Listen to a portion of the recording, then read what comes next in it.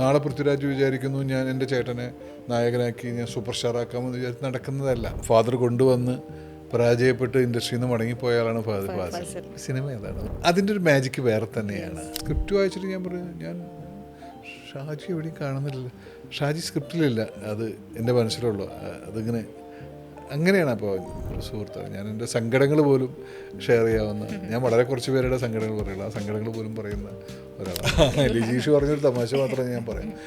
കുട്ടികളെ പിടിച്ചു നിർത്തിയിട്ട് രണ്ടുപേരും കവിതയൊക്കെ ചൊല്ലി കൊടുത്തിട്ട് നീ പൊക്കം എന്ന് പറയുന്ന ഒരു മലയാളം മാഷാണ് എന്നെ കണ്ട ആദ്യം പുതിയ കവിത ഏതാ മോനെ. കമലതളം എന്ന് പറഞ്ഞ സിനിമയിലെ ആ ഡാൻസൊക്കെ പുള്ളി എങ്ങനെയാണ്, ഡാൻസ് പഠിച്ചിട്ടില്ല.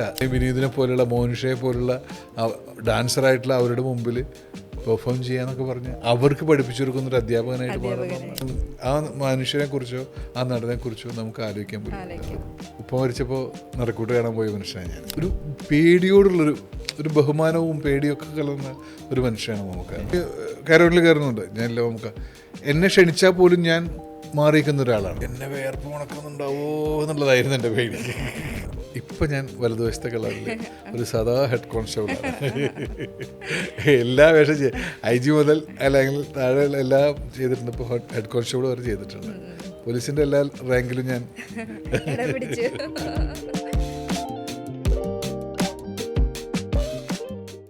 നമസ്കാരം, this is me Athira with Madism digital. ഞാനൊരു ദിവസം ഒരു കല്യാണത്തിന് പോയപ്പോൾ അവിടെ ഒരാളെ കണ്ടു. ഇതേ ആളെ കഴിഞ്ഞ ആഴ്ച ഞാനൊരു മരണ വീട്ടിൽ പോയപ്പോൾ അവിടെ ടർപ്പായ പിടിച്ച് വലിച്ചിടാനും കാര്യങ്ങളൊക്കെ ആയിട്ട് നിൽക്കുന്ന കണ്ടു. ജനമൈത്രി പോലീസ് സ്റ്റേഷനിലേക്ക് കയറി ചെന്നപ്പോൾ അവിടെയും കണ്ടു സിമിലർലി ഇതുപോലെ ഒരാളെ. ഇത്തരത്തിൽ നമ്മുടെ ജീവിത പരിസരങ്ങളിൽ നമ്മളുമായിട്ട് വളരെ കണക്റ്റഡ് ആയിട്ട് പോകുന്ന തരത്തിലുള്ള കഥാപാത്രങ്ങളെ തിരശീലയിൽ അഭിനയിച്ച് വിസ്മയിപ്പിച്ച നമ്മളുടെ സ്വന്തം ഒരു ആക്ടർ അല്ലെങ്കിൽ അടുത്ത വീട്ടിലെ ചേട്ടൻ എന്നൊക്കെ പറയാൻ പറ്റുന്ന ഒരാളാണ് ഇന്ന് നമ്മുടെ കൂടെ വിശേഷങ്ങൾ പങ്കുവയ്ക്കാനായിട്ട് വന്നിട്ടുള്ളത്. വേറെ ആരുമല്ല, the one and only Irshad Ali. സ്വാഗതം. നമസ്കാരം. ഏതായിരുന്ന കല്യാണ വീട്? ജനമൈത്രി മനസ്സിലായിരുന്നു. സീരിയസ്ലി, അതായത് ഇർഷാദക്കെ കുറിച്ചിട്ട് എന്ത് പറയും എന്നൊക്കെ ഇങ്ങനെ ആലോചിക്കുന്ന സമയത്ത് എനിക്ക് പെട്ടെന്ന് കണക്ട് ചെയ്യാൻ പറ്റുന്ന പല വേഷങ്ങളും ഓർമ്മ വന്നു. വേഷം ഓർമ്മ വരുന്നതിൻ്റെ കാരണം പോലും നിങ്ങളത് ചെയ്തതിൻ്റെ ഭംഗി കാരണമാണ് അല്ലേ. നമുക്കറിയാവുന്ന ഒരാൾ എന്നുള്ളൊരു ഫീല് തന്നിട്ടുള്ള ഒരു ആക്ടറാണ്. ഭയങ്കര സന്തോഷമുള്ള കാര്യമാണത്.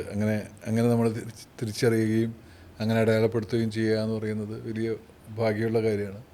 കഴിഞ്ഞ 30 വർഷമായിട്ട് ഞാനിവിടെ തന്നെ ഉണ്ട് എന്നുള്ളതാണ്. ഇപ്പോൾ ഞാൻ കഴിഞ്ഞ ദിവസം ബിജുവേട്ടനായിട്ട് ഇപ്പോൾ വലതുവശത്തെ കള്ളെന്ന് പറയുന്ന സിനിമയുടെ ഷൂട്ടിങ്ങിൻ്റെ ഇടയിൽ ഞാൻ ബിജുവേട്ടനായിട്ട് ഇങ്ങനെ സംസാരിക്കേണ്ട ഇടയിൽ ബിജുവേട്ടൻ ഇങ്ങനെ പറഞ്ഞു, ഞാൻ പറഞ്ഞു ബിജുവേട്ടൻ ഇങ്ങനെ കരിയറിനൊക്കെ പറ്റിയിട്ട് അങ്ങനെ പറഞ്ഞപ്പോൾ, എടാ നീ 30 വർഷമായിട്ട് ഇവിടെ ഇല്ലേ, നീ 30 വർഷമായിട്ട് ഇവിടെ നിൽക്കുന്നു എന്ന് പറയുന്നത് വലിയ കാര്യമല്ലേ. സൂപ്പർ സ്റ്റാർ ആവുക എന്നുള്ളതൊക്കെ ഓരോരുത്തർ തലവരെയാണ്. പക്ഷേ ഇവിടെ പിടിച്ചു നിൽക്കുക. ഇപ്പോൾ കഴിഞ്ഞ കുറച്ച് കാലം മുമ്പ് വന്ന എത്ര ആൾ ഇവിടെ നിൽക്കുന്നുണ്ട്, ഒരുപാട് നിനക്ക് ശേഷം വന്ന എത്ര ആളുകൾ വന്നു പോയിട്ടുണ്ട്. അങ്ങനെ ഒരുപാട് പേര് പരാജയപ്പെട്ട് മടങ്ങിപ്പോയിട്ടുണ്ട്. നീ ഇപ്പോഴും ലൈവായിട്ട് ഇങ്ങനെ നിൽക്കുന്നതിന് ചില വർഷങ്ങളിൽ പടം കുറവുണ്ടാവാം, സിനിമയുടെ എണ്ണം കൂടുതലുണ്ടാവാം, കുറഞ്ഞിട്ടുണ്ടാവും. അതിൻ്റെ അല്ല, നീ ഇങ്ങനെ പിടിച്ചു വെക്കുക എന്നുള്ളത് വലിയ കാര്യമാണെന്ന് പുള്ളി പറഞ്ഞപ്പോഴാണ് ഞാൻ ആലോചിച്ചത്. സത്യമാണല്ലോ, 10-30 വർഷമായിട്ട് ഞാനിവിടെ ഈ പണിയെടുത്തിട്ട് നിൽക്കുന്നുണ്ടല്ലോ. ഈ പറയുന്ന പോലെ ആളുകളുടെ സ്നേഹവും നമ്മൾ ചെയ്തതിൻ്റെ ഇഷ്ടമൊക്കെ ആയിരിക്കാം അങ്ങനെ നിൽക്കുന്നത്. ഇപ്പോൾ തൃശ്ശൂരിനെ കുറിച്ച് പറയാമെന്നുണ്ടെങ്കിൽ സംവിധായകരുടെ ഒരു ലിസ്റ്റ് എടുത്ത് നോക്കിയാൽ തന്നെ അത്രയും ടാലൻ്റ് ആയിട്ടുള്ള ഭരതൻ സാറ് മുതൽ ഇപ്പോൾ നിലവിൽ ജോജു ജോർജ് ഒരു ഡയറക്ടറായിട്ട് എസ്റ്റാബ്ലിഷ്ഡായി. അപ്പോൾ ആ ലിസ്റ്റ് വരെ എടുത്ത് നോക്കുമ്പോൾ ഇങ്ങനെ ഒരുപാട് കലാകാരന്മാരെ തന്നിട്ടുള്ളൊരു നാടാണ്. ഇതിൽ പലയിടത്തും ആരുടെ പ്രസൻസ് ഉണ്ട്? ഇർഷാദിക്കയുടെ പ്രസൻസ് ഉണ്ട്. എന്താണ് ആ നാട് എത്രത്തോളം ഇർഷാദിക്കനെ സപ്പോർട്ട് ചെയ്തിട്ടുണ്ട്? കലയെയും കലാകാരന്മാരെയും ഒരുപാട് സ്നേഹിക്കുകയും പ്രോത്സാഹിപ്പിക്കുകയും ചെയ്യുന്ന ഒരു നാടാണ് ശരിക്കും. തൃശ്ശൂർ എന്ന് പറയുന്നത് തന്നെ കേരളത്തിൻ്റെ സാംസ്കാരിക തലസ്ഥാനമാണല്ലോ. അപ്പം അവിടെയാണല്ലോ എല്ലാ മറ്റേ സാഹിത്യ അക്കാദമി, ചലച്ചിത്ര അക്കാദമിയൊക്കെ ഉള്ളത്. ചലച്ചിത്ര അക്കാദമി അല്ല, ചിത്രകലാ അക്കാദമിയൊക്കെ ഉള്ളത്. നാടിന് പിന്നെ ഡ്രാമ സ്കൂൾ അവിടെയാണ്. ആകെ കേരളത്തിലുള്ള ഒരു ഡ്രാമ സ്കൂൾ എന്ന് പറയുന്നത് അവിടെയുള്ളത്. നമുക്കൊരു എപ്പോഴും കലാകാരന്മാരെ സ്നേഹിക്കുക, അല്ലെങ്കിൽ അവർ നാടകം ശരിക്കും നമ്മുടെ വലിയ സ്വാധീനം ചെലുത്തിയിട്ടുള്ളൊരു കാര്യമാണ്. ഒരുപാട് നാടകങ്ങളിൽ ഞാൻ അഭിനയിച്ചിട്ടുണ്ട്, ഒരുപാട് തെരുവ് നാടകങ്ങളിൽ അഭിനയിച്ചിട്ടുണ്ട്. എൻ്റെ രാഷ്ട്രീയ വിശ്വാസവുമായിട്ട് ബന്ധപ്പെട്ട് ഉള്ള പാർട്ടി പ്രവർത്തനത്തിൻ്റെ ഭാഗമായിട്ട് ഞാൻ ഒരുപാട് സ്ട്രീറ്റ് പ്ലേകൾ ചെയ്തിട്ടുണ്ട്. അപ്പോൾ ആ പ്രോത്സാഹനം, ആ മണ്ണിൻ്റെ ഗുണമൊക്കെ ആയിരിക്കാം നമുക്ക്. ഞാൻ ഒരു കേച്ചേരി എന്ന് പറയുന്ന തൃശ്ശൂർ ജില്ലയുടെ ഗുരുവായൂരിനൊക്കെ കേച്ചേരി നിന്നും കുറച്ചുള്ളിലുള്ള പട്ടിക്കര എന്ന് പറയുന്നൊരു തനി നാട്ടിൻപുറത്ത് കാരനാണ് ഞാൻ. അവിടെ നിന്നൊരു സിനിമയിൽ എത്തിപ്പെടുക എന്നൊക്കെ പറയുന്നത് ആലോചിക്കാൻ പോലും പറ്റില്ല. അതുപോലെ തന്നെ മുസ്ലിം യാഥാസ്ഥികമായിട്ടുള്ളൊരു ഫാമിലിയിലാണ് ഞാൻ ജീവിച്ചിരുന്നത്. ഫാദറൊക്കെ നേരത്തെ പോയതാണ്. അപ്പം ഞാൻ കൃത്യമായ ഗൈഡൻസോ ഒന്നുമില്ല. ഞാൻ എൻ്റെ ഒരു ഇഷ്ടം, ഈ പറഞ്ഞ പോലെ നമ്മുടെ ആഗ്രഹം ഇങ്ങനെ ഇതാകുമ്പോൾ ചുറ്റുപാടുകൾ നമ്മളെ സഹായിക്കുമെന്ന് പറയുന്ന ആ സ്ഥാനത്തിലേക്ക് വേണമെങ്കിൽ എത്തിക്കാൻ വേണമെങ്കിൽ. എന്തായാലും ഇതുവരെ സിനിമ കൊണ്ടാണ് ജീവിച്ചത്, ഇനിയും അങ്ങനെ തന്നെ ഉദ്ദേശിക്കുന്നത്. ഇപ്പോൾ പ്രണയവർണ്ണങ്ങൾ സിനിമ എടുത്ത് നോക്കുകയാണെങ്കിൽ അവിടുത്തെ ഒരു കോളേജ് യൂണിയൻ ഭാരവാഹിയായിട്ട്, കോളേജ് യൂണിയൻ ചെയർമാനായിട്ട് അഭിനയിച്ച ഒരാൾ, തൻ്റെ അഭിനയത്തോടുള്ള പാഷൻ, എന്തൂസിയാസം കാരണം അന്ന് ലൊക്കേഷൻ എക്സിക്യൂട്ടീവ് എന്നാണ് പറയുന്നത് അല്ലേ, എക്സിക്യൂട്ടീവ് ആയിരുന്ന ഒരാളോട് ഞാൻ സിനിമയിൽ എവിടെയെങ്കിലൊക്കെ എത്തുമോ ആവുമോ എന്നുള്ളൊരു കൺസേൺ ചോദിച്ചപ്പോൾ അയാൾ കൊടുത്ത മറുപടി അറിയില്ല, ശ്രമിക്കണം എന്നായിരുന്നു. ഇപ്പോൾ അത്തരം ക്യൂരിയോസ് ആയിട്ടുള്ളൊരു ക്വസ്റ്റ്യൻ ചോദിച്ച ആൾ ഇർഷാദ് അലിയും അതിന് മറുപടി കൊടുത്തത് ഇന്ന് തുടരും വരെ പ്രൊഡ്യൂസ് ചെയ്ത് നിൽക്കുന്ന ശ്രീ രഞ്ജിത്തുമാണ്. അപ്പോൾ 30 വർഷം ഒരു ചോദ്യവും ഒരു ഉത്തരവും ഉണ്ടായിട്ട് 30 വർഷം ശ്രമിച്ചോ? ഫലം കണ്ടതായിട്ട് ഫീൽ ചെയ്യുന്നുണ്ടോ? രഞ്ജിത്തേട്ടൻ്റെ അടുത്ത് ആടാ നീ ഉറപ്പായിട്ട് നീ രക്ഷപ്പെടും അങ്ങനൊന്നും പറഞ്ഞില്ല. ശ്രമിക്കൂ, നടപടിയാവും, നമ്മളൊക്കെ സപ്പോർട്ട് ചെയ്യാനുണ്ടാവും എന്നുള്ള പറഞ്ഞത്. ആ സപ്പോർട്ടിൻ്റെ ഒക്കെ ഇപ്പം തുടരും വരെ എത്തിയിരിക്കുന്നു. അത് വലിയ ഞാൻ പറഞ്ഞത് വലിയ സ്റ്റാറുകളാവുക എന്നുള്ളത് എല്ലാവർക്കും സംഭവിക്കുന്ന കാര്യമൊന്നുമില്ല. അപ്പം എന്നെ കാണുമ്പോൾ അല്ലെങ്കിൽ ഞാനൊരു പോസ്റ്റ് ഇടുമ്പോൾ 90% ആളുകളും ചോദിക്കുന്ന ഒരു ചോദ്യം, നമ്മളെ ഞാൻ എവിടെ പോയാലും, പക്ഷെ എനിക്കത് നോർമലി അത് എല്ലാവരും നിരാശയുണ്ടാക്കുന്നൊരു പ്രയോഗമാണ്. ശരിക്കും പറഞ്ഞാൽ ഞങ്ങൾ ഒരു ഉദ്ദേശിച്ച ലെവലിലേക്ക് നിങ്ങളുടെ ഹൈറ്റ് ഉണ്ടായില്ല. നിങ്ങൾക്ക് നിങ്ങളുടെ ശബ്ദം കൊണ്ടായാലും നിങ്ങളുടെ ആകാരം കൊണ്ടായാലും നിങ്ങളുടെ സൗന്ദര്യം കൊണ്ടായാലും രൂപം കൊണ്ടായാലും ഒക്കെ നിങ്ങൾ ഒരു, ഞാൻ എന്നെ പറയുന്നതല്ല, ആളുകൾ പറയുന്ന വാക്കായിട്ട് ഞാൻ പറയുന്നത്, നിങ്ങൾ ഒരു നായക നിലയിലേക്ക് എത്തേണ്ടത് നിങ്ങൾ. ഞാൻ ഇത്രയെങ്കിലും എത്തിയല്ലോ. അവരോട് ഞാൻ പറയുന്നത് അങ്ങനെയാണ്. പക്ഷേ സിനിമ അങ്ങനെയാണ്. നമ്മളെപ്പോഴും പറയുന്നൊരു കാര്യമാണ്. ഇപ്പോൾ സുകുമാരൻ്റെ 2 മക്കളും അഭിനയിക്കുന്നത്, രണ്ടാളുടെയും പണി ഒന്ന് തന്നെയാണ്. മല്ലികയുടെയും സുകുമാരൻ്റെയും മക്കൾ രണ്ടാളുടെയും പണി ഒന്നായാലും പൃഥ്വിരാജ് എവിടെ അയക്കുന്നത്, ഇന്ദ്രജിത്ത് എവിടെ അയക്കുന്നുള്ളത്, അതൊരു സിനിമ അങ്ങനെയാണ്. ഇപ്പോൾ നാളെ പൃഥ്വിരാജ് വിചാരിക്കുന്നു ഞാൻ എൻ്റെ ചേട്ടനെ നായകനാക്കി ഞാൻ സൂപ്പർ സ്റ്റാറാക്കാമെന്ന് വിചാരിച്ച് നടക്കുന്നതല്ല. ഒരിക്കൽ ഫാദർ കൊണ്ടുവന്ന് പരാജയപ്പെട്ട് ഇൻഡസ്ട്രിയിൽ നിന്ന് മടങ്ങിപ്പോയാലാണ് ഫാസിൽ. സിനിമ അതാണ്. നമുക്കൊന്ന് അതിൻ്റെ ഒരു മാജിക്ക് വേറെ തന്നെയാണ്. അത് എന്താണെന്നുള്ളത് അതെ, നമ്മുടെ ഒക്കെ കുഴപ്പങ്ങളുണ്ടാവും ചിലപ്പോൾ. അത് ഇപ്പോൾ പോസ്റ്റിനെ കുറിച്ച് പറഞ്ഞല്ലോ. ഇപ്പോൾ ഇർഷാദ് അലി എന്ന വ്യക്തിയുടെ സോഷ്യൽ മീഡിയ പോസ്റ്റിലൂടെ കടന്നു പോവുകയാണെങ്കിൽ ഇൻസ്റ്റഗ്രാം, ഫേസ്ബുക്ക് രണ്ട് ജേണേഴ്സായിട്ട് ഫീൽ ചെയ്യും നമുക്ക്. ഇപ്പോൾ ഇൻസ്റ്റഗ്രാം ആണെന്നുണ്ടെങ്കിൽ it's very close to you. ഇർഷാദിക്കയുടെ പേഴ്സണലായിട്ടുള്ള സർക്കിൾസ്, സുഹൃത്ത് ബന്ധങ്ങൾ, റഫീഖ് അഹമ്മദിനെ കെട്ടിപ്പിടിച്ച് നിൽക്കുന്ന ഫോട്ടോ, ഏറ്റവും പ്രിയപ്പെട്ട പ്രിയനന്ദൻ്റെ കൂടെയുള്ള ഓർമ്മകൾ, തൃശ്ശൂരിലെ ആ സർക്കിൾ, അത്തരത്തിൽ വളരെ ക്ലോസ്ഡ് ആയിട്ടുള്ള മറ്റുള്ള സിനിമ ആർട്ടിസ്റ്റുകളെ വെച്ച് നോക്കുമ്പോൾ കൊമേഴ്ഷ്യൽ അല്ല, എന്താണോ ഇർഷാദ് ഖാൻ എന്ന് പറയുന്നൊരു ക്ലോസ്ഡ് സാധനം ഇൻസ്റ്റഗ്രാമിൽ നിന്ന് നമുക്ക് ഫീൽ ചെയ്യുന്നുണ്ട്. നേരെ മറിച്ച് ഫേസ്ബുക്കിൽ പോയിട്ടുണ്ടെങ്കിൽ it's very political. Irshad Ali എന്ന രാഷ്ട്രീയക്കാരൻ, ബട്ട് ആ ഒരു വേ ഓഫ് ടോക്കിംഗ്, പൊളിറ്റിക്സ് സംസാരിക്കുന്നു, കവിതാ സമാഹാരങ്ങളെക്കുറിച്ച് സംസാരിക്കുന്നു. അവിടെ വേറെ ഒരു ഇർഷാദിനെ നമുക്ക് കാണാൻ സാധിക്കുന്നുണ്ട്. പ്രഷർ ഫീൽ ചെയ്തിട്ടുണ്ടോ ഒരു ആസ് ആൻ ആക്ടർ, ഒരു പൊളിറ്റിക്കൽ പേഴ്സൺ എന്നുള്ള രീതിയിൽ എപ്പോഴെങ്കിലും ഒരു? ഞാനൊരു ഇതാണ് എനിക്ക് പറയാം, നമ്മളിങ്ങനെ പാറി നടക്കുന്ന ഒരു സാധനം, അപ്പോൾ താടി എന്നൊക്കെ ഞങ്ങൾ പറയാം, അതുപോലെ വളരെ കൂളായിട്ട് നടക്കുന്നൊരു മനുഷ്യൻ. എനിക്ക് ഈ നിമിഷം വരെ പ്രഷറില്ല. എന്ന് പറഞ്ഞാൽ ഞാൻ ഒന്നിനെയും അങ്ങനെ വലിയതായിട്ട് എടുക്കില്ല. അപ്പോൾ ഈ അടുത്ത കാലത്ത് എൻ്റെ ഒരു സുഹൃത്ത് പറഞ്ഞു, ഞാൻ പറഞ്ഞു ഞാനിങ്ങനെ ക്രൗഡുകളോടൊന്നും എനിക്കത്ര, എന്നെ ഭയങ്കര ക്രൗഡുകളിലൊന്നും നിങ്ങൾ കാണില്ല, സിനിമയുടെ ആഘോഷങ്ങളിൽ പലപ്പോഴും കാണില്ല. എനിക്ക് ഭയങ്കര ക്രൗഡൊക്കെ ഭയങ്കര പ്രശ്നമാണ്. ഞാൻ എൻ്റെ ക്ലോസ് സർക്കിളുകളിൽ ഞാൻ ഭയങ്കര കംഫർട്ട്, അതെ, അതല്ലാതെ ഞാൻ ഭയങ്കര ഇൻട്രോവേർട്ടായിട്ടുള്ള ഒരാളാണ്.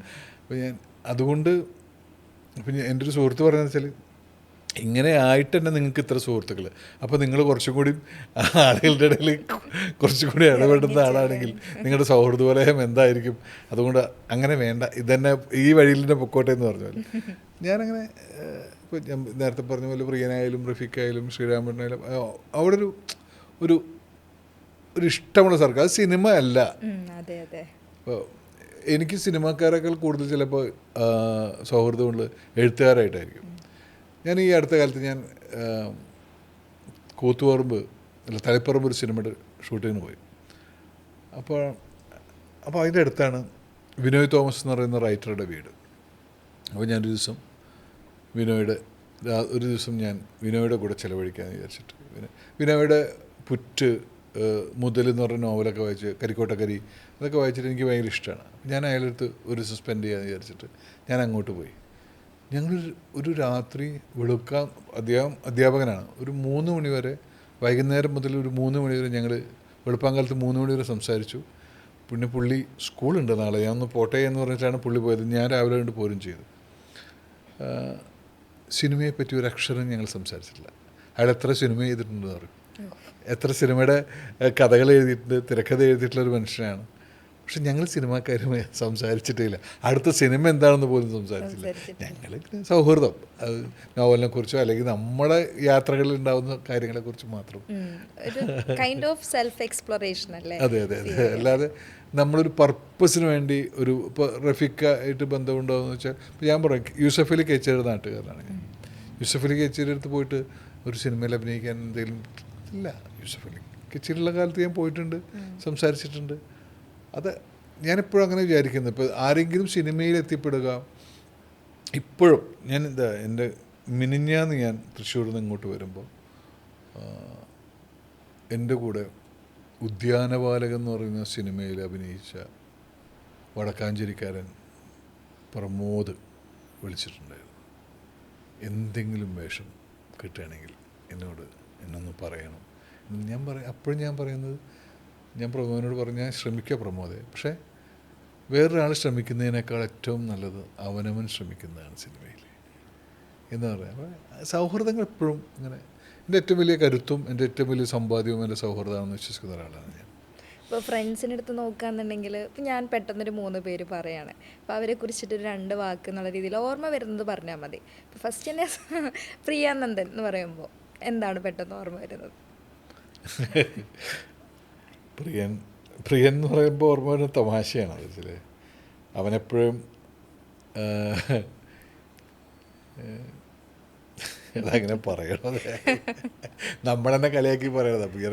പ്രിയൻ എന്നെ പറ്റി പറയുമ്പോൾ ആകെ പറയുന്നൊരു കാര്യം, അവൻ്റെ 32 ഇഞ്ച് ജീൻസ് ഞാൻ ബെൽറ്റ് കെട്ടി എന്ന് പറഞ്ഞ് ബെൽറ്റ് കെട്ടി ഇട്ടൊരു കാലമുണ്ടായിരുന്നു എന്ന് പറയുന്നത് എന്നാണ് പ്രിയനിങ്ങനെ എപ്പോഴും പറയുന്നത്. അത്രയും അടുപ്പമുള്ള ഒരാളാണ്. ഏത് കാലത്ത് സിനിമ സ്വപ്നം കണ്ടത് ഒരുമിച്ചാണ്. നാടകങ്ങൾ ഞങ്ങൾ ശരിക്കും ഒരുമിച്ച് വർക്ക് ചെയ്തിട്ടില്ല. പ്രിയൻ നാടകം ചെയ്യുമ്പോൾ ഒരിക്കലും വിളിച്ചിരുന്നെങ്കിലും അതിലെനിക്ക് അഭിനയിക്കാൻ പറ്റിയിട്ടില്ല. പക്ഷേ സിനിമയുടെ ആദ്യകാലം മുതലുള്ള എൻ്റെ ഏറ്റവും ഇപ്പോഴും ലൈവായിട്ട് നിലനിൽക്കുന്ന ഏറ്റവും വലിയ സുഹൃത്താണ് പ്രിയൻ. ഇപ്പോൾ ഇർഷാദക്കയുടെ ഒരു ഗ്രാഫ് എടുത്ത് നോക്കുകയാണെങ്കിൽ ഒരു ടേണിംഗ് പോയിന്റ് തന്നെയായിരുന്നു തരുൺമൂർത്തി ആയിട്ടുള്ളൊരു കോംബോ വരുന്നത്. ഇപ്പോൾ ഓപ്പറേഷൻ കംബോഡിയ വരുന്നുണ്ട്. അപ്പോൾ ആ ഒരു വ്യക്തിബന്ധം സിനിമയിലെ ഏറ്റവും അടുപ്പമുള്ള ഒരാൾ, എപ്പോൾ വിളിച്ചാലും കിട്ടാവുന്ന ഒരാൾ, എന്താ പറയുക, ഒരു അനിയനാണ്. ആ ഒരു ചേട്ടൻ അനിയൻ ഒരു റെസ്പെക്റ്റോട് കൂടിയിട്ടുള്ള എന്ത് കാര്യങ്ങളും ഞാൻ എൻ്റെ പേഴ്സണൽ കാര്യങ്ങൾ പോലും ഷെയർ ചെയ്യുന്ന ഒരാളാണ്. തീർച്ചയായിട്ടും. ഇപ്പോൾ തുടരുന്ന പറയുന്ന സിനിമ പോലും ഞാൻ അതിൽ അഭിനയിക്കണം എന്നുള്ളത് തരുണിൻ്റെ ആവശ്യമായിരുന്നു.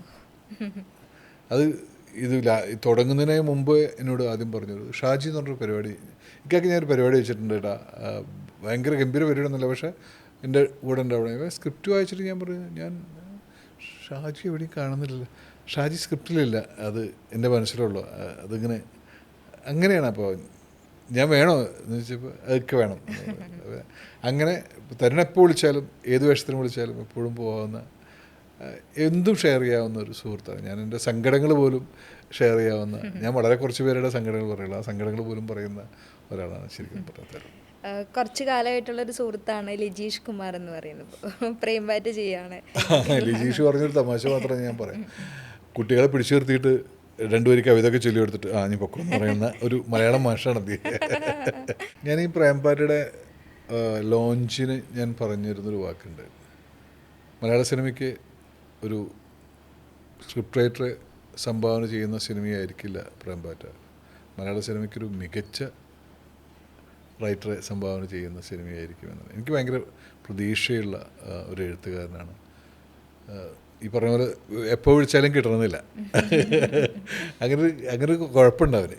പക്ഷേ അവനെ വിളിക്കണമെങ്കിൽ പാതിരാത്രിക്കൊക്കെ വിളിച്ചാൽ കിട്ടും ചിലപ്പോൾ. അതൊക്കെയാണ്. പക്ഷേ വളരെയധികം ചേർന്ന് നിൽക്കുന്നൊരു മനുഷ്യനാണ്. നമ്മളിപ്പോൾ ഇപ്പോൾ ഈ സാഹിത്യ സംബന്ധമായിട്ടുള്ള എന്ത് കാര്യങ്ങൾക്കും നമുക്ക് സംശയം അങ്ങനെ നമ്മളൊരു അവനെ എഴുത്തുകാരൻ എന്നുള്ളതിൽ എനിക്ക് ഭയങ്കര ബഹുമാനമുള്ളൊരു വ്യക്തി കൂടിയാണ് രജീഷ്. നാടകം, സിനിമ, രാഷ്ട്രീയം ഇതൊന്നും അല്ലാത്തൊരു ഇർഷാദ് അലിയുണ്ട്. കവിതകളെ സ്നേഹിക്കുന്ന, കഥകളെ ഇഷ്ടപ്പെടുന്ന, പുസ്തകങ്ങൾ വായിക്കുന്ന ഒരു ഇർഷാദ് അലി. അപ്പോൾ പല സ്ഥലത്തും ഞാൻ കണ്ടിട്ടുണ്ട്. ഇത്തരം സർക്കിളിലെല്ലാം തന്നെ ആക്റ്റീവാണ്. കവിതയുമായിട്ട് ഒരുപാട് കണക്റ്റഡ് ആയിട്ടുള്ള ഒരാളാണ്. ഒരു ഇഷ്ടപ്പെട്ട ഒരു കവിത പെട്ടെന്ന് ചൊല്ലാൻ പറഞ്ഞാൽ എന്തായിരിക്കും പെട്ടെന്ന് ഓർമ്മയിലേക്ക് വരുന്നത്? ഇപ്പോൾ ആതിരയാറിൻ്റെ കവിതയിലാണ് ഇപ്പം ഞാൻ. ആതിര ആറാണ്, പുഴ പോലെ ഒഴുകുന്നുണ്ട്. ആതിരയുടെ ഒരു കവിത ഭയങ്കര, ഞാൻ ഈ അടുത്ത കാലത്ത് ആതിരയുടെ ഒരു കവിത ലാലേട്ടന് ചൊല്ലി കൊടുത്തു. അതല്ല ഞാൻ വേറെ, അപ്പം അത് എന്നിട്ട് ലാലേട്ടൻ തമാശയായിട്ട്, അപ്പോൾ എന്നുവെച്ചാൽ ചില സ്നേഹങ്ങൾ മീൻവണ്ടിയെ കാത്തിരിക്കുന്ന പൂച്ചയെ പോലെയാണെന്ന് പറയുന്നൊരു കവിതയുണ്ട്. അത് ഞാൻ പറഞ്ഞതുകൊണ്ടാണ് ഞാനത് പറയാതിരിക്കുന്നത്. പലയിടത്തും ഞാനത് ഇതുണ്ട്. അപ്പോൾ ദൃശ്യത്തിൻ്റെ സെറ്റിൽ വെച്ചിട്ട് ഞാൻ ഷൂട്ട് കഴിഞ്ഞ് പോകാമെന്ന് പറഞ്ഞപ്പോൾ ലാലേട്ടൻ്റെ അടുത്ത് പറഞ്ഞു, മീൻവണ്ടിയെ കാത്തിരിക്കുന്ന പൂച്ചയെ പോലെ ഞാൻ കാത്തിരിക്കും, വേഗം വരണിട്ടാന്നൊക്കെ പറഞ്ഞു. ഞാൻ വേറെ ഒരു കവിത പറയാം. ആതിരയുടെ തന്നെ സൂചിയിൽ നൂല് കോർക്കുന്ന സൂക്ഷ്മതയോടെ ഓരോ മനുഷ്യനും ആരോ ഒരാളാൽ പരിഗണിക്കപ്പെടുന്നുണ്ട്. നീ എന്നെയും ഞാൻ മറ്റൊരാളെയും എന്ന പോലെ. അത്രേ ഉള്ളൂ. സൂചിയിൽ നൂല് കോർക്കുന്ന സൂക്ഷ്മതയോടെ ഓരോ മനുഷ്യനും ആരോ ഒരാളാൽ പരിഗണിക്കപ്പെടുന്നുണ്ട്. നീ എന്നെയും ഞാൻ മറ്റൊരാളെയും എന്ന പോലെ. ഒരു നഷ്ടപ്രണയം എവിടെയോ. നഷ്ടപ്രണയമല്ല അത് ശരിക്കും പറഞ്ഞാൽ. മനുഷ്യനെ അങ്ങനെ ഇത് നഷ്ടപ്രണയത്തിൻ്റെ അല്ല അത് ശരിക്കും പറഞ്ഞാൽ.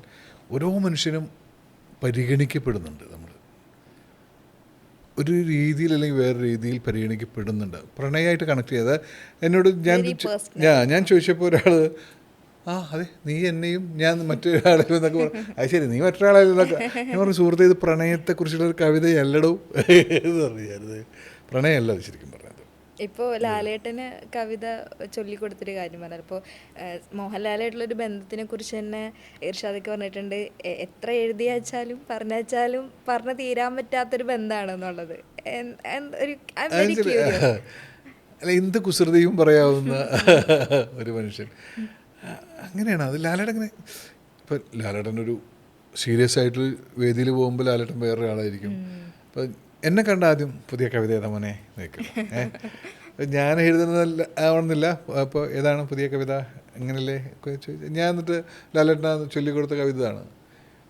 വരുമെന്നോ കാണുമെന്നോ തരുമെന്നോ വാക്കു കൊടുത്തില്ലെങ്കിലും മീൻവണ്ടിയെ കാത്തിരിക്കുന്ന പൂച്ചയെ പോലെയാണ് ചില സ്നേഹങ്ങൾ.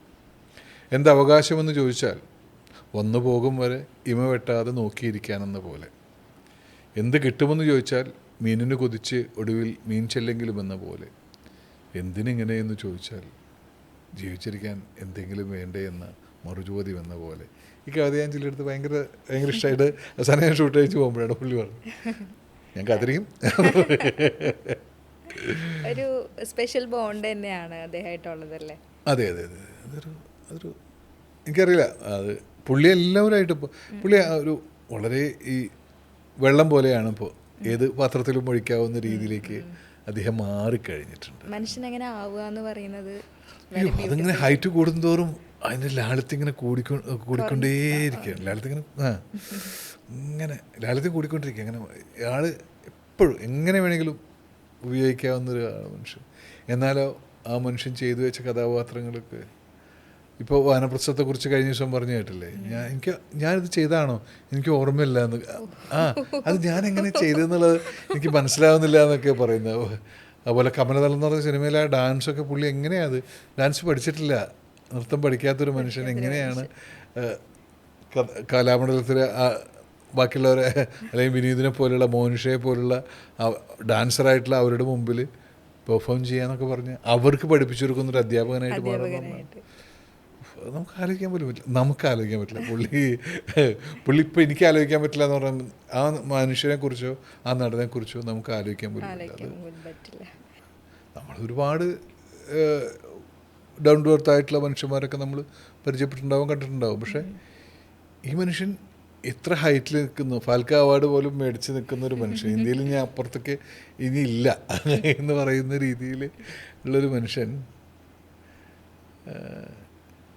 ഇങ്ങനെ ഇത്രയും സിമ്പിളാവുക എന്ന് പറയുന്നത് അത്ഭുതപ്പെടുത്തുന്ന ഒരു കാര്യമാണ്. അതെല്ലാവർക്കും അതിൻ്റെ ഏറ്റവും പറയേണ്ട കാര്യം വെച്ചാൽ അതിന് പ്രകടനപരതയല്ല, ആൾക്കാരെ മുമ്പിൽ കാണിക്കാൻ വേണ്ടിയിട്ടോ അല്ലെങ്കിൽ അതൊരു ഇത് ഇങ്ങനെ അത് ജെന്യുവനായിട്ടുള്ള ഒരു റിയാക്ഷനായിട്ടാണ് എനിക്ക് ഫീൽ ചെയ്തിട്ടുള്ളത് ഈ നിമിഷം വരെ. അതങ്ങനെ തന്നെയാണെന്നാണ്, അല്ലാണ്ട് കാണിക്കാൻ വേണ്ടി അവരുടെ മുമ്പിൽ അതീവനയൊക്കെ നമുക്ക് കാണുമ്പോൾ അറിയാലോ.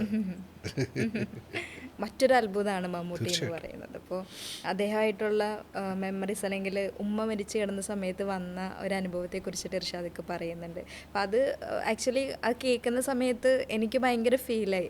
ബിക്കോസ് നമ്മൾ ഒട്ടും പ്രതീക്ഷിക്കാത്തൊരു സമയത്ത് അത്രയും സ്പെഷ്യലായിട്ടൊരു പേഴ്സൺ കടന്നു വരുന്നു, നമ്മളെ ആശ്വസിപ്പിക്കുന്നു. എങ്ങനെയായിരുന്നു? ഞാനത്ര ലാലേട്ടൻ എന്ന് പറഞ്ഞില്ലേ, എനിക്ക് മമ്മൂക്കാനായിട്ട് അത്ര അടുപ്പമില്ല.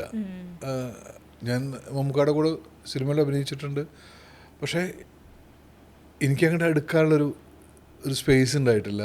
അല്ലെങ്കിൽ എങ്ങനെയോ ഒരു അകലമുണ്ട്. അകലം എന്ന് പറഞ്ഞാൽ അങ്ങനൊരു വാടാ എന്ന് ഒരിക്കൽ നീ കാരോണിൽ കയറുന്നുണ്ട്, ഞാനില്ല മമ്മൂക്ക എന്നെ ക്ഷണിച്ചാൽ പോലും ഞാൻ മാറിയിരിക്കുന്ന ഒരാളാണ്. ഇപ്പോൾ ഞാൻ ഒരു ലൊക്കേഷനിൽ പോയപ്പോൾ സംസാരിച്ചുകൊണ്ടിരിക്കുന്നു, കാരോണിൽ ഞാനില്ല എന്ന് പറഞ്ഞാൽ അപ്പോൾ എനിക്കങ്ങനെ ഒരു പേടിയോടുള്ളൊരു ബഹുമാനവും പേടിയൊക്കെ കലർന്ന ഒരു മനുഷ്യനാണ് മമ്മൂക്ക എന്ന് പറയുന്നത്. ഉമ്മ മരിച്ചപ്പോൾ വീട്ടിൽ വരുന്നത് ഇതിനൊരു കാവ്യനീതി ഉണ്ട് എന്നുള്ളതിൽ ഞാൻ എഴുതിയിട്ടുണ്ടായിരുന്നു. ശരിക്കും പറഞ്ഞത് ഉപ്പ മരിച്ചപ്പോൾ നടക്കൂട്ട് കാണാൻ പോയ മനുഷ്യനാണ് ഞാൻ. പിന്നെ ഉമ്മ മരിച്ചിട്ട് കാണാതിരിക്കാൻ വരാൻ പറ്റില്ലല്ലോ എന്ന്. ഉപ്പ മരിച്ചിട്ട് ഈ 40 എന്ന് പറയുന്നൊരു ചടങ്ങുണ്ട് അന്നത്തെ കാലത്ത്. അപ്പോൾ ഉപ്പ മരിച്ച സമയത്താണ് നിറക്കൂട്ട് ഇറങ്ങുന്നത്. 40 കഴിയാതെ ആരും പുറത്തിറങ്ങാൻ പാടില്ല, അല്ലെങ്കിൽ ഇങ്ങനത്തെ പരിപാടികൾക്കൊന്നും പങ്കെടുക്കാൻ പാടില്ല, അങ്ങനെയൊക്കെ ഉണ്ട്. എനിക്കാണെങ്കിൽ നിറക്കൂട്ട് ഇറങ്ങിയിട്ടുണ്ട്. ഞാൻ എന്ത് ചെയ്യും, അപ്പോൾ ഞാൻ അന്ന് 9ാം ക്ലാസ്സിലാണ്, 8ാം ക്ലാസ്സിൽ 9ലായിട്ടുണ്ട് ആ സമയത്ത്. ഞാൻ പറഞ്ഞു ഞാൻ കുറച്ച് പേരെ ക്ഷണിക്കാം. അപ്പോൾ അന്ന് വലിയ ആഘോഷമൊക്കെ ആയിരുന്നു, 40 നടത്തുക എന്നൊക്കെ പറയുന്നത്, എല്ലാ ബന്ധുക്കളെയും വിളിക്കണം, പോയി വിളിക്കണം, അന്ന് ഫോണും അങ്ങനത്തെ സൗകര്യമൊന്നും ഇല്ലല്ലോ. അപ്പോൾ ഞാൻ പറഞ്ഞു ഞാൻ കുറച്ച് ആൾക്കാരെ ഞാൻ ക്ഷണിക്കാൻ പോകാമെന്ന് പറഞ്ഞിട്ട് ഞാനൊരു ലിസ്റ്റ് ഇട്ടിട്ട് ഞാൻ പോയി നേരെ തിയേറ്ററിൽ പോയി സിനിമ ഉണ്ട്, പിന്നെ ഇവരൊക്കെ വിളിച്ചു. എൻ്റെ ഉദ്ദേശം നിറക്കൂട്ട് കാണാതെ തന്നെ ആയിരുന്നു. അപ്പോൾ അങ്ങനെ നിറക്കൂട്ട് കാണാൻ പോയ ഒരാളുടെ വീട്ടിലേക്ക് ഉമ്മ മരിച്ചിട്ട് നമുക്ക് വരാനുള്ളൊരു ഒരു സ്പെഷ്യൽ കണക്ഷൻ നമുക്ക് ഫീൽ ചെയ്യുന്നൊരു മൊമെൻ്റ് ആണ് അതല്ലേ. അപ്പോൾ അതുപോലെ ഞാൻ ഭയങ്കര മമ്മൂക്കാരത്തനായിരുന്നു, കടുത്ത മമ്മൂട്ടി ആരാധകനായിരുന്നു. നമ്മൾ സ്കൂളിലൊക്കെ തല്ലുവിടുമ്പോൾ മമ്മൂട്ടി പക്ഷത്ത് നിന്ന് നാട്ടിലുള്ള ഞാൻ സ്കൂളടി ഉണ്ടാക്കിയത് ലാലേട്ടൻ. അപ്പോൾ മമ്മൂട്ടിയായിട്ടുള്ളൊരു കോമ്പിനേഷൻ വർക്കാവുന്ന സമയത്ത് തന്നെ വർഷം സിനിമയിൽ അദ്ദേഹത്തിൻ്റെ മകൻ മരിച്ചെടുക്കുന്ന രംഗത്തിൽ അദ്ദേഹം സ്റ്റെയർസ് ഇറങ്ങി വരുന്നൊരു സീനുണ്ട്. അതിൽ ഒട്ടും പ്രതീക്ഷിക്കാതെയാണ് ഇർഷാദിക്കയുടെ ഷോൾഡറിൽ വന്ന് കിടന്ന് കരയുന്നത്. അങ്ങനെ അൺപ്ലാൻഡ് ആയിട്ടുള്ള അൺഎക്സ്പെക്റ്റഡ് ആയിട്ടുള്ള എക്സ്പീരിയൻസസ് എന്താണ് ആ മൊമെൻറ്റിൽ ഒരു ഫീൽ ചെയ്ത് എന്തായിരുന്നു? എനിക്കെൻ്റെ ഷോർട്ടിൽ പറയാത്തൊരു സാധനമായിരുന്നല്ലോ സ്റ്റെപ്പ് ഇറങ്ങി. ഞാൻ പോയി പുള്ളി സിഗരറ്റ് വലിക്കുന്ന സമയത്ത് ഞാൻ പോയി പറയുന്നുണ്ട് ബോഡി വന്നു എന്നുള്ളത് പറയുന്നുണ്ട്. എന്നിട്ട് ഞാൻ ഇറങ്ങി ഇങ്ങനെ സ്റ്റെപ്പിൻ്റെ അവിടെ നിൽക്കുന്നു, പുള്ളി ഇറങ്ങി വരുന്നു, ബോഡി കാണാൻ പോകുന്നു എന്നുള്ളത് മാത്രമാണ് ഡയറക്റ്റ്. അപ്പോൾ വൈഡ് വെച്ചിട്ടുണ്ട്, പുള്ളി ഇറങ്ങി വന്ന് അപ്പോൾ ഞാൻ സ്വാഭാവികമായിട്ടും ആ സ്റ്റെയർ കേസിൻ്റെ അവിടേക്ക് ഇങ്ങനെ നിൽക്കുമ്പോൾ പുള്ളി വന്നിട്ട് കെട്ടിപ്പിടുത്താണ്. അത് ഞാൻ ഒട്ടും പ്രതീക്ഷിക്കാത്തൊരു സാധനം. അപ്പോൾ ആ സമയത്ത് എന്നിലെ നടനുള്ള ഞാൻ ആ സമയത്ത് അഭിനയിക്കുകയായിരുന്നു. ഞാൻ സത്യസന്ധമായിട്ട് പറയാം, എനിക്ക് ആ ഇമോഷൻസൊക്കെ ശരിക്കും വർക്കായിട്ടുണ്ടാവാം, അല്ലെങ്കിൽ കെട്ടിപ്പിടിക്കുമ്പോഴേ എൻ്റെ ഫേസിലും സങ്കടമൊക്കെ തന്നെ ആയിരിക്കും. പക്ഷേ എൻ്റെ ഉള്ളിലുള്ള ഫീൽ എന്ന് വെച്ചാൽ എന്നെ വേർപ്പ് ഉണക്കുന്നുണ്ടാവോ എന്നുള്ളതായിരുന്നു എൻ്റെ പേടി. അതായത് ഞാൻ അങ്ങനെ പ്രതീക്ഷിക്കുന്നില്ലല്ലോ നമുക്ക് വന്ന് അയ്യോ, അപ്പോൾ ഞാൻ ഒട്ടും പ്രതീക്ഷിക്കാതെ മമ്മൂക്കാടെ പോലെ ഒരാൾ നമ്മളെ കെട്ടിപ്പിടിക്കുന്നു. ഞാൻ ഓക്കെ, ആ സീനിനോട് ഞാൻ നീതി പുലർത്തിയിട്ടുണ്ടെന്നാണ് ആ സീൻ കാണുമ്പോഴൊക്കെ മനസ്സിലാവുന്നത്. പക്ഷേ എൻ്റെ ഉള്ളിൻ്റെ ഉള്ളിലുള്ള പ്രശ്നം അതായിരുന്നു. അപ്പോൾ വളരെ തോട്ട്ഫുൾ ആയിരുന്നു അല്ലേ, അഭിനയിക്കായിരുന്നില്ല, ആകെ കൺഫ്യൂസ്ഡ് ആയിരുന്നു. ഞാനെപ്പോഴും പറയും, നടന്മാർ അഭിനയിക്കുക എന്നുള്ളത് ചുമ്മാ പറയണതാ. അത് അഭിനയിക്കുന്നല്ല, അല്ല അഭിനയിക്കുന്നില്ല, ജീവിക്കുക എന്നൊക്കെ ചുമ്മാ പറയണതാ. അഭിനയിക്കുകയാണ് ശരിക്കും പറഞ്ഞാൽ. ജീവിക്കുക എന്ന് പറയുന്നതൊന്നും ഞാൻ എഴുതിയൊരു കവിതയിൽ അങ്ങനെയുണ്ട്. മരിച്ച് അഭിനയിക്കുക എന്നൊക്കെ പറയുന്നതൊക്കെ ചുമ്മാ പറയണതാ. എഴുതിയ കവിതയുടെ രണ്ടുപേര് അതെനിക്ക് ഓർമ്മയില്ല, എനിക്ക് നാട്ടുകാരെ കവിത മാത്രമേ ഓർമ്മ ഉണ്ടാവുള്ളൂ. എനിക്ക് എഴുതാനല്ലേ അറിയുള്ളൂ. സത്യം, അങ്ങനെ വരിയുണ്ടെന്ന് അറിയാം. ഇപ്പം വിക്കിപീഡിയയിൽ സെർച്ച് ചെയ്ത് കഴിഞ്ഞാൽ ഇർഷാദ് അലിയെ കാണാൻ സാധിക്കും. പക്ഷെ ഇത് വിക്കിപീഡിയയിൽ സെർച്ച് ചെയ്ത എൻ്റെ പ്രായം ഭയങ്കര ചെറുപ്പക്കാരനായിരിക്കും, അതല്ല എൻ്റെ പ്രായം. പക്ഷെ ഇതൊന്നും അല്ലാത്ത രീതിയിൽ ഞാൻ ഒരു പുസ്തകമായിട്ട് വായിക്കപ്പെടണം എന്ന് തീരുമാനിക്കുന്നു, അല്ലെങ്കിൽ ഒരു പുസ്തകത്തിലേക്ക് എത്തുന്നു. എങ്ങനെയാണ് ആ ഒരു തീരുമാനത്തിലേക്ക് എത്തുന്നത്?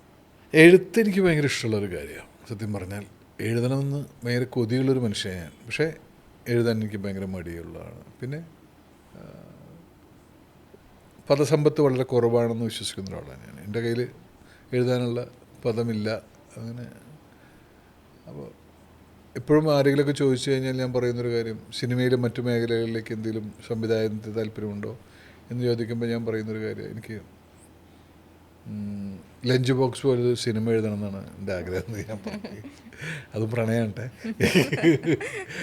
അത് പക്ഷേ എന്നെക്കൊണ്ട് ഇതേവരെ നടന്നിട്ടില്ല. ഞാൻ 1-2 തവണ ശ്രമിച്ചിട്ട് എനിക്ക് എന്നെപ്പോലും തൃപ്തിപ്പെടുത്താൻ പറ്റാതെ ഞാൻ അടച്ചു കൂട്ടി വെച്ചാണ്.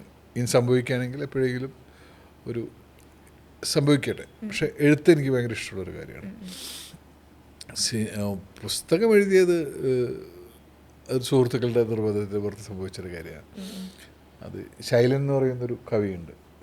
ശൈലനും ഷാജി അസീസും ഞാനും കൂടി തീരുമാനിക്കുന്നു, അടുത്ത ഷാർജ ബുക്ക് ഫെയറിന് നമ്മൾ 3 പേരും പുസ്തകം ഇറക്കുന്നു. ശൈലൻ ഓൾറെഡി കവിതകൾ ഇഷ്ടംപോലെ 15ഓളം പുസ്തകം എഴുതിയിട്ടുള്ള ശൈലനിസത്തിൻ്റെ ആളാണ്. അങ്ങനെ ഒരു ഇസമുള്ള. അപ്പോൾ ശൈലന് പറയുന്നു ഞാൻ എൻ്റെ യാത്രാക്കുറിപ്പ് എഴുതുന്നു. അപ്പോൾ ഷാജി പറയുന്നു ഞാൻ കവിതകൾ എഴുതുന്നു. ഞാൻ പറയും എൻ്റെ ഓർമ്മക്കുറിപ്പ് എഴുതാമെന്ന് പറഞ്ഞിട്ട് നമ്മളൊരു ഒരു ഒരു രാത്രി അങ്ങനെ തീരുമാനിക്കുന്നു. പക്ഷേ ഇവരൊക്കെ ചെയ്തു, ഞാൻ ചെയ്തില്ല.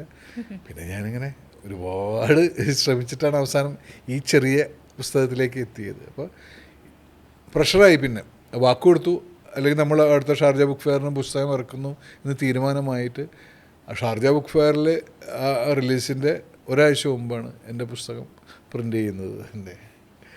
അപ്പോൾ നിർബന്ധത്തിൻ്റെ പുറത്ത്, പ്രഷറിൻ്റെ പുറത്ത് ചെയ്തു പോയതാണ് ഷവിച്ചാക്കി.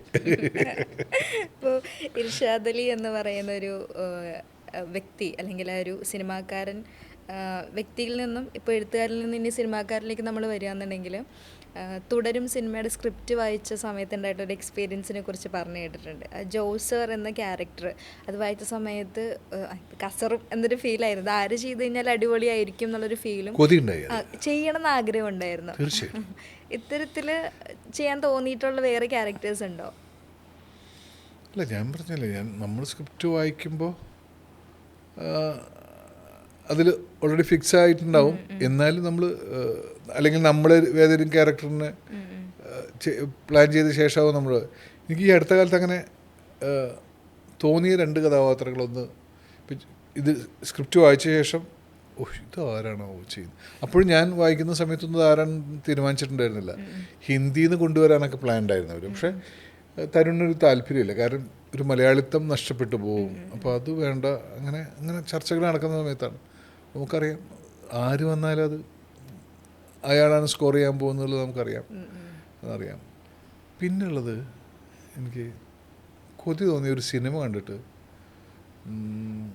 പ്രണയവിലാസം എന്ന് പറയുന്ന സിനിമ കണ്ടപ്പോൾ നമ്മുടെ സുഹൃത്താണ്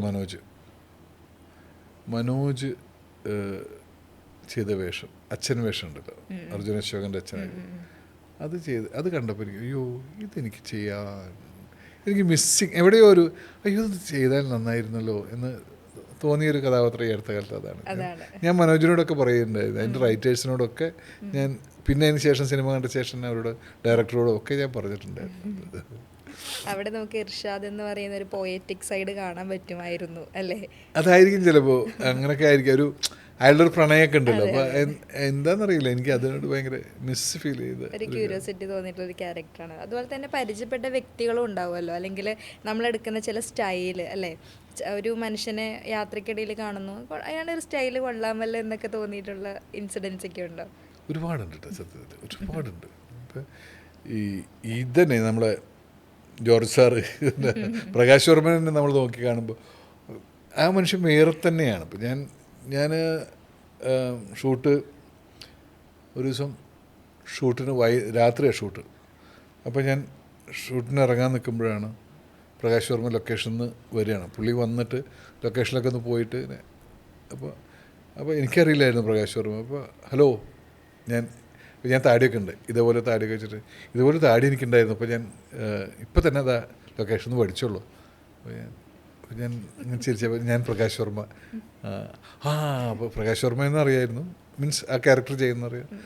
പിന്നെ ആ മനുഷ്യനെ ഒബ്സർവ് ചെയ്യുമ്പോൾ ഭയങ്കര രസമുള്ളൊരു മനുഷ്യനായിരുന്നു.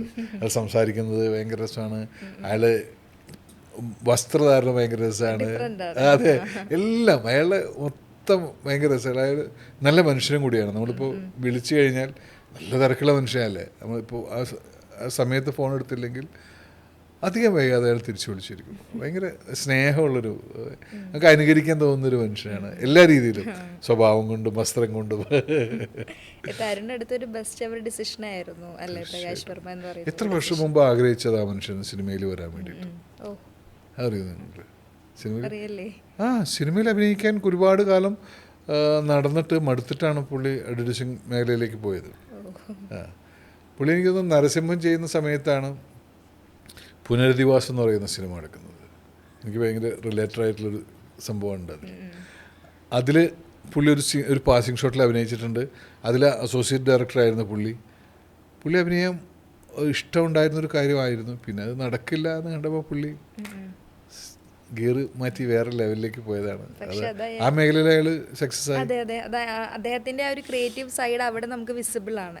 ആ ടാലന്റ് ഉള്ളിൽ ഉള്ളത് കൊണ്ട് തന്നെയാണ് ആ ഒരു വിസിബിളാണ്. ഇപ്പോൾ എനിക്കൊക്കെ അത്ഭുതമായിരുന്നു, നമ്മളെ കുട്ടിക്കാലത്ത് കാണുന്ന പല പരസ്യങ്ങളും ഇങ്ങനെ ഒരാളായിരുന്നു ഇത് ചെയ്തത്, ഇയാളാണ് ഈ ക്യാരക്ടർ. അതെ, ഇതൊക്കെ പിന്നെയാണ് തുടരുന്ന ശേഷമാണ് ഇതിന്റെ ഒക്കെ വിസിബിലിറ്റി ഉണ്ടായത്.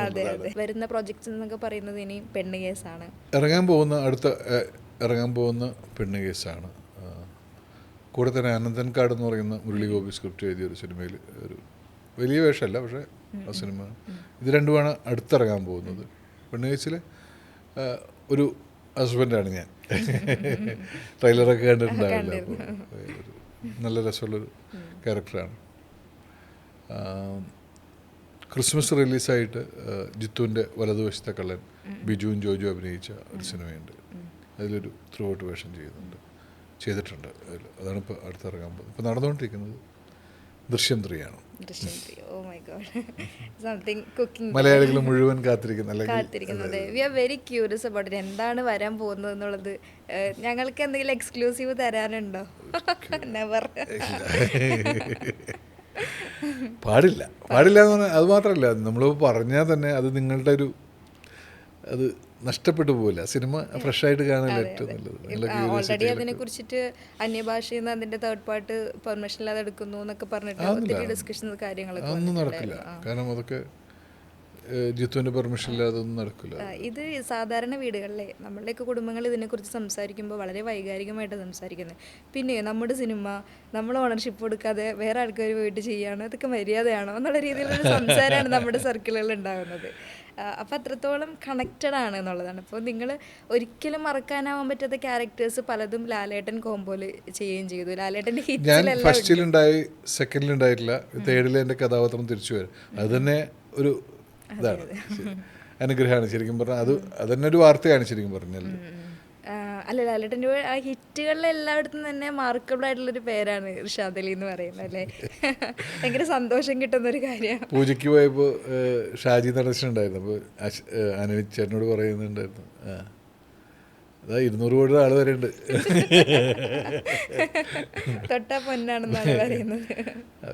ഭാഗ്യം അങ്ങനെയൊക്കെ. ആ സിനിമ നമ്മുടെ വേഷങ്ങൾ വലുതാവണമെന്നില്ല, പക്ഷെ വലിയ സിനിമയുടെ അല്ലെങ്കിൽ ഹിറ്റ് സിനിമയുടെ ഒക്കെ ഭാഗമാവുന്നു എന്നുള്ളത് വലിയൊരു അനുഗ്രഹം. അപ്പോൾ ഞാൻ പറഞ്ഞു, ഇപ്പോൾ തുടരും എന്ന് പറയുന്ന സിനിമയിൽ എൻ്റെ ക്യാരക്ടർ അങ്ങനെ വലിയ ക്യാരക്ടറൊന്നുമല്ല, അല്ലെങ്കിൽ ഞാൻ പറഞ്ഞു ജോർജ് സാറൊക്കെ ചെയ്ത പോലെ അങ്ങനെയല്ലല്ലോ. പക്ഷേ ആ സിനിമ എനിക്ക് ഭയങ്കരമായിട്ട് ഗുണം ചെയ്തിട്ടുണ്ട്.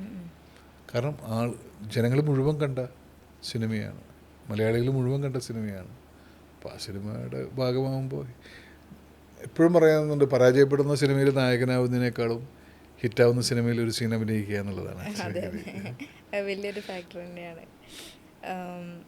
ഇപ്പോൾ തുടർച്ചയായിട്ടുള്ള പോലീസ് വേഷങ്ങളിലേക്ക് ഒരു കാക്കി ഐഡൻറ്റിറ്റി ഒത്തിരി വന്നു എന്ന് ഫീൽ ചെയ്തിട്ടുണ്ടോ? തുടർച്ചയായിട്ടുള്ള പോലീസ് വേഷം കുറേ ഉണ്ടായിരുന്നു, കുറേ ഞാൻ കട്ട് ചെയ്തു. ഇപ്പം ഞാൻ വലതുവശത്തെ കളറിൽ ഒരു സാധാ ഹെഡ് കോൺസ്റ്റബിളാണ്. എല്ലാ വേഷം IG മുതൽ അല്ലെങ്കിൽ താഴെ എല്ലാം ചെയ്തിട്ടുണ്ട്. ഇപ്പോൾ ഹെഡ് കോൺസ്റ്റബിൾ വരെ ചെയ്തിട്ടുണ്ട്. പോലീസിൻ്റെ എല്ലാ റാങ്കിലും ഞാൻ കളിയാക്കിയിട്ട് പറയാറുണ്ട്, കേരള പോലീസ് വേണമെങ്കിൽ അല്ലേ എന്തെങ്കിലുമൊക്കെ കൊടുക്കണം എന്നൊക്കെ പറയാറുണ്ട്, ലാലേട്ടന് കൊടുത്ത പോലെ. അങ്ങനെ കൊടുക്കുകയാണെങ്കിൽ ഒരുപാട് പേരുണ്ട് കേട്ടോ മലയാള സിനിമയിൽ. ബിജുവേട്ടനൊക്കെ. ഇപ്പോൾ തരുൺ മൂർത്തിയെക്കുറിച്ച് തന്നെ തരുണിലേക്ക് തന്നെ തിരിച്ചു വരികയാണെന്നുണ്ടെങ്കിൽ നമ്മൾ പറഞ്ഞല്ലോ, ആൾ തുടങ്ങുന്ന ഒരു സമയം എന്ന് പറഞ്ഞിട്ടുണ്ടെങ്കിൽ അഫോർഡബിൾ ആയിട്ടുള്ള രീതിയിലുള്ള ആക്ടേഴ്സിനെ വെച്ച് കാസ്റ്റ് ചെയ്തൊക്കെ സിനിമകൾ ചെയ്യുന്ന ഒരാളാണ്. ഇനിയിപ്പോൾ ആൾ രജനീകാന്തിനെ വരെ വിളിച്ചു കഴിഞ്ഞാൽ സെറ്റാണ്. ഡേറ്റ് കിട്ടുന്നുള്ള രീതിയിലേക്ക് ഒരു ഗ്രാഫ് ചേഞ്ച് മാറിയിട്ടുള്ള ഒരു സംവിധായകനാണ് തരുൺമൂർത്തി എന്ന് പറയുന്നത്. അപ്പോൾ ഇനി തരുൺമൂർത്തിൻ്റെ ആ തരുണാണ് ഇപ്പോഴും പൂപ്പ എന്ന് പറഞ്ഞിട്ട് ക്ലാസ് എടുത്തുകൊണ്ടിരിക്കുകയാണ്. അദ്ദേഹം അതൊരു ഞാൻ കഴിഞ്ഞ ദിവസം വിളിച്ചിങ്ങനെ സംസാരിച്ചിട്ടുണ്ട്. എനിക്ക് ഒരു ക്യാരക്ടറിൻ്റെ കുറച്ച് കാര്യങ്ങൾ ഇങ്ങനെ സംസാരിക്കാനെന്ന് പറഞ്ഞപ്പോൾ എപ്പോഴും നമുക്ക് സംസാരിക്കാം. കാരണം എനിക്ക് അങ്ങനെ ഉണ്ടാക്കാം. അയാൾ ബേസിക്കലി ഒരു കഥകളി നടനും കൂടിയാണല്ലോ. അപ്പോൾ അതുകൊണ്ട് ആക്ടിങ് പഠിപ്പിക്കുക എന്നുള്ളതൊക്കെ അയാളുടെ വലിയ ഒരു ഇഷ്ടമാണത്. കാര്യം ഞാനെപ്പോഴും എന്തെങ്കിലും റെഫറൻസ് ചോദിക്കാൻ വേണ്ടിയിട്ട് തരുണിൻ്റെ അടുത്ത് സംസാരിക്കാറുണ്ട്. അപ്പോൾ അതാ പറയുക, ഇത്രയും തിരക്കുകളുടെ ഇടയിലും കഴിഞ്ഞ 4 ദിവസം മുമ്പാണ് തൃശ്ശൂരത്തെ ഒരു ക്യാമ്പ് കഴിഞ്ഞിട്ട്. അപ്പോൾ എന്താ പറയുമെന്ന്.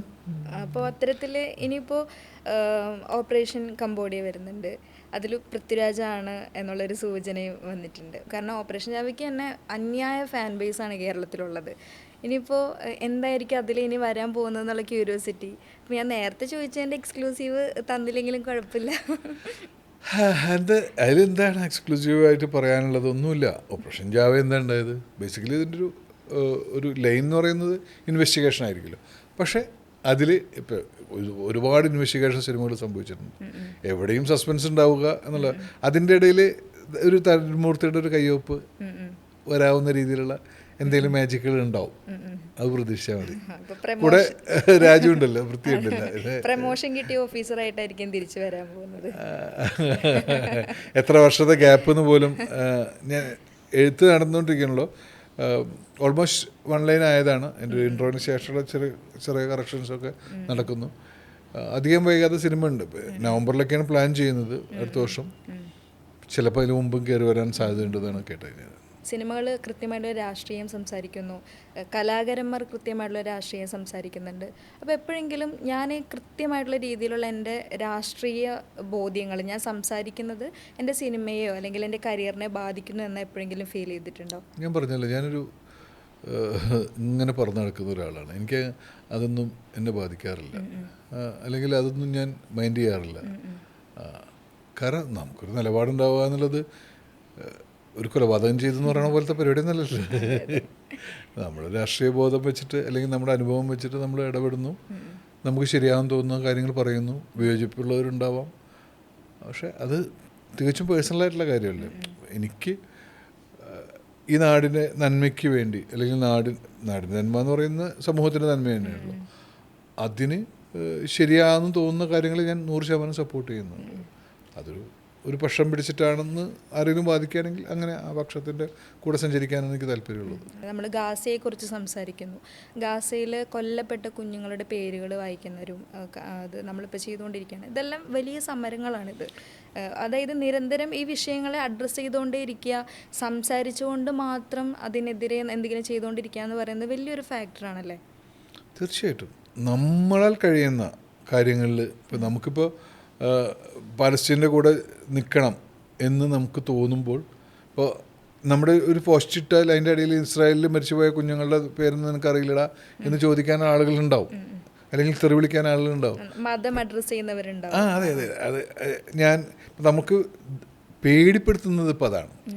രാഷ്ട്രീയത്തിനേക്കാളും പറഞ്ഞത് കറക്റ്റാണ്. മതം അടയാളപ്പെടുത്തുന്നത്, നീ കാക്ക, നീ മുസ്ലിം, ഇതല്ലേ പറയുള്ളൂ, നീ അങ്ങനെയല്ല സുഡാപ്പി എന്ന് നമ്മൾ സുഡാപ്പികളായി മാറുന്നു. അപ്പം ഒരു പണ്ട് പ്രധാനമന്ത്രി പറഞ്ഞിട്ടുണ്ട്, ഞാൻ ഈ കറുപ്പിടേണ്ട കാര്യം വെച്ചാൽ ഞാൻ കറുപ്പ് മുണ്ടും കറുപ്പ് ഷർട്ടൊക്കെ ഇട്ട് നടക്കുന്നതിൻ്റെ കാര്യം, വസ്ത്രം നോക്കിയിട്ട് ആളുകളെ തിരിച്ചറിയാൻ കഴിയുമെന്ന് ഒരിക്കൽ പറഞ്ഞിട്ടുണ്ട്. ഇപ്പോഴല്ല, കുറച്ച് വർഷങ്ങൾക്ക് മുമ്പ് അദ്ദേഹം പറഞ്ഞു. അപ്പോൾ എൻ്റെ വസ്ത്രം നോക്കിയിട്ട് എന്നെ തിരിച്ചറിയണ്ട, ഞാനിതാ കഴുത്തിൽ മാലക്കിടും, ഇത് ശബരിമലയ്ക്ക് പോകാമെന്ന് ചോദിക്കും. ഞാൻ കറുത്ത മുണ്ടെടുത്ത് ഒരിക്കൽ പള്ളിയിൽ പോയിട്ടുണ്ട്. ഒരിക്കൽ പള്ളിയിൽ പോയപ്പം അവിടുത്തെ ഒരു മുസ്ലിയാർ ചോദിച്ചു, ഇതെന്താ കറുപ്പ് മുണ്ട് എന്ന് ചോദിച്ചു. ശബരിമലയ്ക്ക് പോകണമുണ്ടല്ലോ. ഞാൻ പറഞ്ഞു, തല മുതൽ പാദം വരെ കറുത്ത വസ്ത്രം ഇട്ടിട്ട് സ്ത്രീകൾക്ക് നടക്കാമെങ്കിൽ അരയ്ക്ക് താഴെ ആണുങ്ങൾക്കും കറുത്ത കൊണ്ടെടുത്തുകൂടെ ചോദിച്ചു. മറുപടിയില്ല. കാരണം പർദ്ദയുടെ കളർ കറുപ്പല്ലേ, 90%. ഇപ്പോഴല്ലേ കളർഫുള്ള് വേറൊക്കെ ആയത്. അപ്പോൾ അതിന് കറുപ്പില്ല. നമ്മളൊരു കറുപ്പ് കൊണ്ടെടുത്താൽ അത് വലിയ പ്രശ്നം. മനുഷ്യനെ ഭിന്നിപ്പിക്കുന്ന ഒരു രാഷ്ട്രീയത്തോടും ഒരു പ്രസ്ഥാനത്തോടും യോജിക്കാൻ എനിക്ക് കഴിയില്ല. അത് ഹിന്ദു ആയാലും മുസൽമാനായാലും ക്രിസ്ത്യാനായാലും അത്തരം അതിൻ്റെ പേരിൽ നടക്കുന്ന ഒരു വർഗീയത സംസാരിക്കുന്ന, വർഗീയത മനുഷ്യനെ വിഘടിപ്പിക്കുന്ന രീതിയിലുള്ള പ്രസ്താവനകൾ ഇറക്കുന്ന, അല്ലെങ്കിൽ അങ്ങനെ പെരുമാറുന്ന, അല്ലെങ്കിൽ മുന്നോട്ട് പോകുന്ന ഒരു സംഘടനയുമായിട്ട് ബന്ധപ്പെട്ട് പ്രവർത്തിക്കാൻ ഞാൻ ആഗ്രഹിക്കുന്നില്ല. ശരിക്കും സെൻസർ ബോർഡ് എല്ലാ രീതിയിലും നമ്മുടെ ഫ്രീഡത്തിലും അല്ലെങ്കിൽ ആർട്ടിൻ എന്നുള്ളൊരു സാധനം മനസ്സിലാക്കാതെ കരയിലേക്കുള്ള കടന്നുകയറ്റം ഭീകരമായി കൊണ്ടിരിക്കുകയാണ്. ഇനിയും നമുക്ക് വലിയ രീതിയിലുള്ള പ്രക്ഷോഭം ചെയ്യേണ്ടി വരും എന്നുള്ളത് തോന്നുന്നു എനിക്ക്. ഒരു സംശയമില്ല. നമ്മൾ പല രീതിയിലും ഇപ്പോൾ ഇപ്പോൾ ലേറ്റസ്റ്റ് ഹാലിന് ബീഫ് വിളമ്പാൻ പാടില്ല. അതുപോലെ തന്നെ പേര് പോലും സീത എന്നുള്ള പേരിൽ. അപ്പോൾ എനിക്ക് അടുത്തിറങ്ങാൻ പോകുന്നൊരു പുതിയ സിനിമയുണ്ട്, അതിൽ നായികയുടെ പേര് സീത എന്നാണ്. ഇപ്പോൾ അതിൻ്റെ സെൻസറിന് പോകുമ്പോൾ എന്താ ഉണ്ടാവുക എന്നുള്ളത് അറിയാൻ പറ്റില്ല. ഭയങ്കര പ്രശ്നമായിരിക്കും. കാരണം സീത ടീച്ചറുടെ പൊളിറ്റിക്സൊക്കെ ഇത്തിരി പ്രശ്നമുള്ളതാണ്. അപ്പോൾ അതുകൊണ്ട് ഇർഷാദ് അലി എന്ന കലാകാരൻ വീണ്ടും നമ്മളുടെ ഇടയിൽ ചെറുത്തുനിൽപ്പുകളും വിപ്ലവമായിട്ട് ഇങ്ങനെ നിലനിന്ന് പോകട്ടെ. എല്ലാ രീതിയിലുള്ള ആശംസകളും. Thank you.